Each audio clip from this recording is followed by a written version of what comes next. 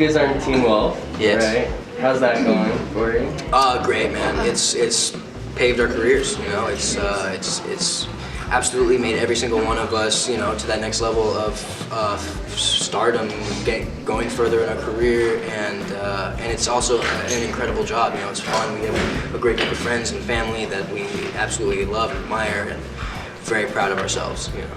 And how do you see it from when you first started to now?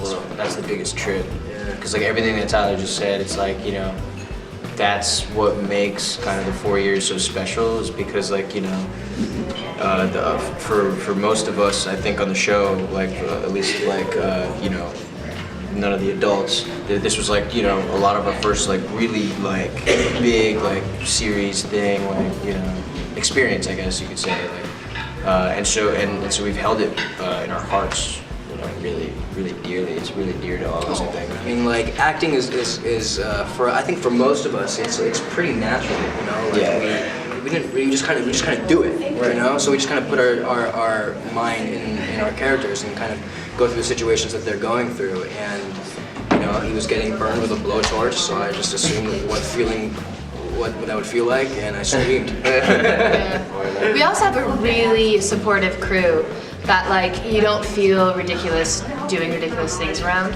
At least I don't, and I think that I may have taken that for granted, because I don't know what's going to happen next time I go to do something, and I'm like, you know, nervous about it. I don't feel nervous at all in front of our crew and like actors, because it's such a camaraderie. So I don't know, it's easy for me as well. Like I think there's like pieces of you in every part you play, and it's just like sort of what could come off like that's like the more of you, and like something that's like less like you in life, I guess. I don't know. I share a lot of things with Styles, I think. But there's also things that are different, I guess. Like I think he's more confident than I am, which is funny, because I don't think I could exude that kind of confidence unless I'm in a role. Yeah, I mean, it's a good question, man, because we always have to do things like that. Acting, you know, we never shoot in order. Nothing. I don't care what you hear or who has that kind of power, but I don't believe anything's shot in sequential order. So, you know, the thing actors have to get used to is just always being able to, you know, you have to know the stories inside and out. So then, like, when you're, you know, bouncing back from episode to episode throughout the day or scene to scene all over the place, you have to be able to, you know, be there in the right, you know, zone for it. How do you do it? I don't know. You just, it's something you get used to, something you learn. It's all part of the whole experience and learning process, you know.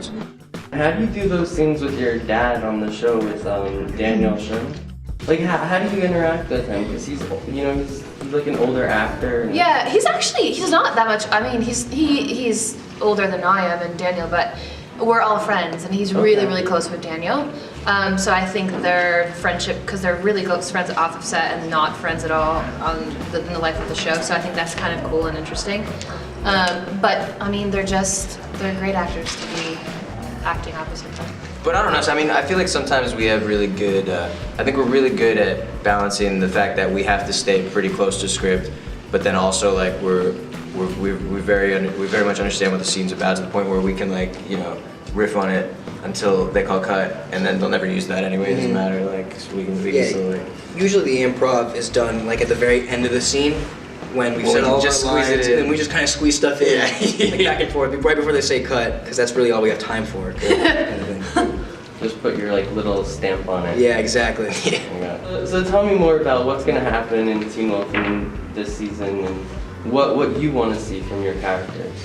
You know, usually we have to answer these questions and avoid saying anything, but this is actually like a creative take on like what we would do if we had the power, which I have no idea. We would, me and Tyler would write a scene where we order a pizza and we just chill out and eat some food. And be real teenagers. And be real teenagers, because A, they're growing and they never eat.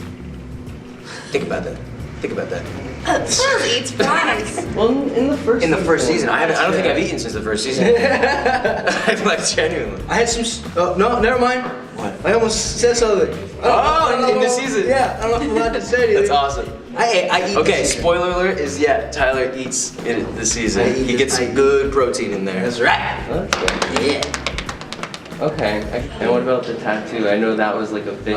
Yeah, I got this one. and they ended up writing it into the show because it's kind of, you can't really hide it if I'm wearing a short sleeve shirt, you know, and makeup it's a long process that you kind of want to eliminate. Right. So they just wrote it into the show, and it actually it's really cool for my character. Like it's just kind of like it's kind of heroic looking, I guess, and it's just kind of like a cool trademark for my character, you know. So I was stoked that they were able to write it into the show. Oh wait, so where would you guys see your characters in the? What would she do? Would I have her do differently? Yeah. Or just do in general, if you had to say.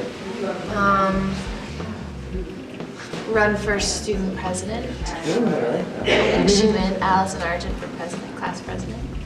And she'd have like a bow and arrow on the that's how her She campaign would be. would threaten. Or I'd kill ye, knock a bitch out. Vote for Allison, or I'll shoot you in the eye with an arrow. Okay, that's good. It's For good. me, I think my character is at heart such a good guy, and just wants the best for people, wants to protect people, wants to protect his friends and his family. So I think it'd be cool to kind of switch that dynamic up and maybe, you know, forget about that and just kind of just not give a shit about anything. Oh my god, bro, that was the best turn on a dime. I think I was like, oh my god, this is really sweet, and I didn't take the question seriously at all. You're just like, I want to be a plug-in. I think that would be kind of a cool thing to play. I mean, I know a lot of people say that, you know, because it is, for one, it's not like me at all. I don't think, I think it'd be, for some reason, I just have a lot of freedom with it, you know. I'd be able to go anywhere with it. So I think it'd be a lot of fun, you know. Yeah. If you were to pick any movie throughout time or any television show, which would you be in, and who would you play? I've just narrowed it down between two instantly. I was gonna say Rachel and Friends, but I couldn't do her justice. Oh god, Rachel and Friends would be a great role. Now I have three in my head. Which one am I gonna be? I might do either Edward Norton's role or Brad Pitt's role in Fight Club. Oh, Either one of those. hell yeah. Dude. Nice. Yeah, I mean, Han Solo is like, in Star Wars, is kind of like my go-to for that question, because I just love, like, he was my hero as a kid. And I just think that's the most fun character to play. And it is very similar to Styles in a way less goofy, much more cool way. Because he's sort of like the comic relief of that movie, you know, but like in like a very like, I don't know, he's awesome. Han Solo's awesome. And also Neo from The Matrix. Oh yeah, that was my next Yeah. one too. Sweet. Yeah. This is about as fun as this is gonna get. Okay. I won't do anything crazy. Great.